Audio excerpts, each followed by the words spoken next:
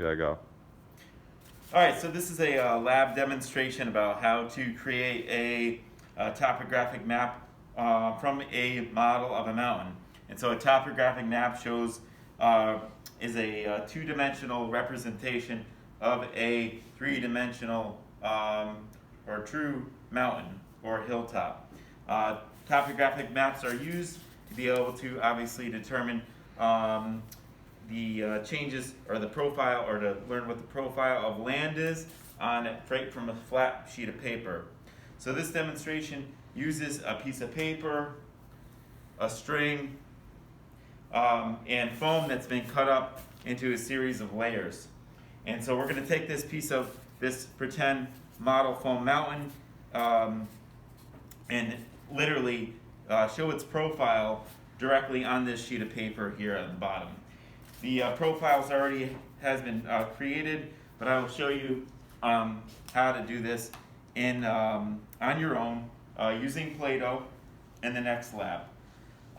So the first part is to obviously take a marker and literally you're going to trace around this outer layer just like this, which has already been done.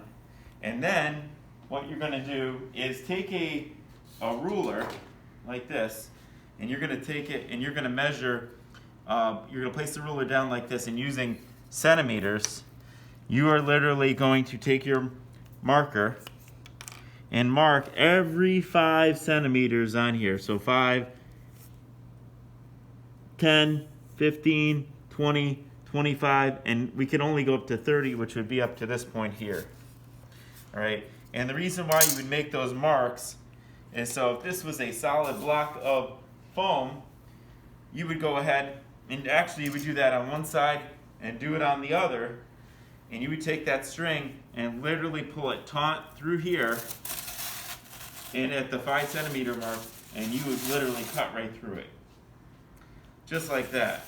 And you're gonna do the same thing at this level, just like that, and that level, and that level, and that level as well. So now you've broken up a mountain into 1, 2, 3, 4, 5, 6 different segments of 5 centimeters across.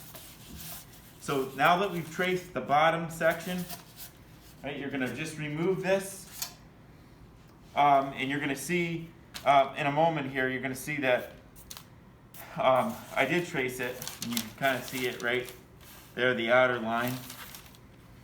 All right, and so the next step would be for you to do the next layer.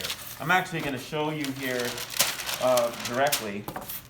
That's just the example, but I like to start out by doing that. It could be done on just a scrap sheet of paper.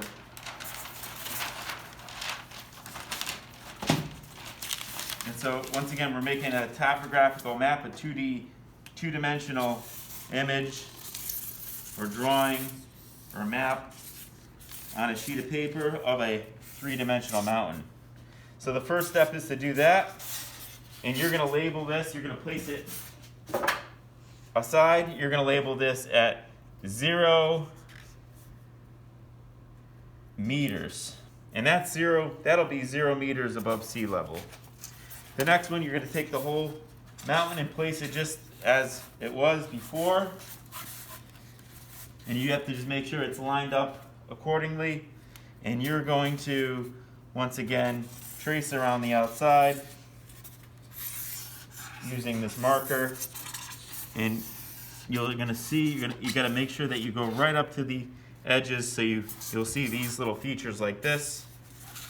All right, you're going to remove this, place this back on top of the other one. You're going to do the same thing again for this. So now you're on your third line.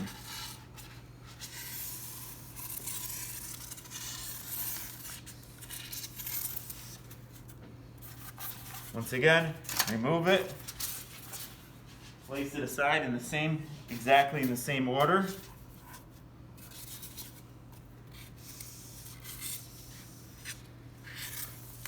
And obviously yours is going to be done very neatly, so you don't have things like that. But I think you get the point here. Just remove it, repeat that process.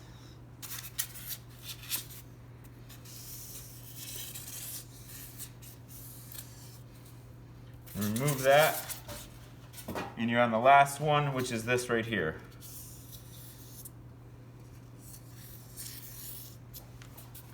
Okay. So once again, you're going to take this mountain here, and let's look at it. And you're going to see there are some key land features. There's a valley here with a river carved into it. There's a gradual slope. There's a very steep slope. There's sort of like a plateau here. There's a peak. There's also a pond or a water source with the river flowing down. Okay, and so what you can do on this is now, since this is, you'll see it's in the same orientation, meaning that the river or stream is on this side, and you could literally see it here in these lines. You'll see the little indentation that was carved out. Now, if there's any breaks in the lines, you'll just want to go ahead and fill those in. Okay, but what this represents is obviously the change in the elevation. So what you need to be able to do is to determine what the contour interval is. So I would write down contour interval. And I'm going to tell you, when you do yours out of Play-Doh, your contour interval is going to be 50 meters. And you just need to make sure that you write that down. You always will say it's 50 meters. So what does that mean? That for every one of these lines, the increase in elevation, which is, let's say, 0 meters, that's above sea level. So this is at sea level. This is now 50 meters. Okay, you do not have to label every single line on like a typical topographical map. You can maybe skip 2 or 3. You'll see sometimes you'll see 5 lines with no numbers on them, and then all of a sudden you have a number. In this case, I'm going to ask you to do that on your topographical map.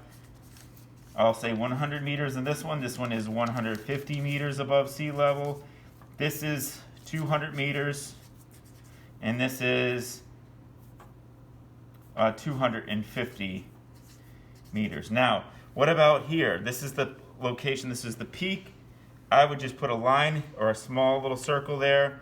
And that is going to be 300 meters, and that represents the location of this pond right here that's on top. So you could see that this map right here that's two-dimensional represents this three-dimensional mountain that we cut up into these slivers here. You can also, actually it should be this way, the same orientation as this as the mountain is. You'll see here, this is where the river where the stream is, and you usually put a dotted line that goes from the source. It'll look like that. You can, sometimes it'll be labeled with a particular name. I often have students sometimes label the features on here, such as this would be the valley, and I will turn it around momentarily. This is the peak, which is the highest elevation. This is here is the pond.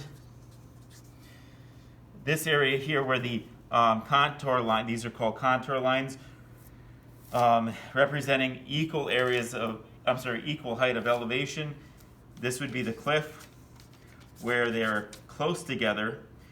This is where it's more gradual. This is, I wouldn't really label that, but just know that when you see contour lines that are apart, that's more a gradual slope. When they're close together, it means a steep slope, because contour lines connect equal elevation levels, all right? And when you see them close together, that means that the slope is very steep.